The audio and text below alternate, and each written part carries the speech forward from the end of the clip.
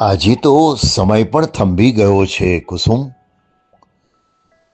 100 વર્ષ પ્રેમના, ત્યાગના અને શાંત શક્તિના.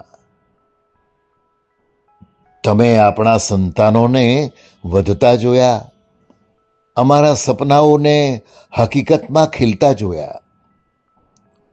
અને જ્યારે તમે પૌત્ર પૌત્રીઓ સાથે હસતા હતા ને, ત્યારે સ્વર્ગ પણ જરૂર સ્મિત કરતું હશે. હું ખૂબ આભારી છું કે તમે આજે અહીં છો અને તમે જ રચેલા વારસાને તમારી આંખો સામે જોઈ રહ્યા છો. આ ગુલાબ એ ફક્ત એક ફૂલ નથી, આપણા જીવનમાં વાવેલી સુંદરતાનું આ પ્રતીક છે.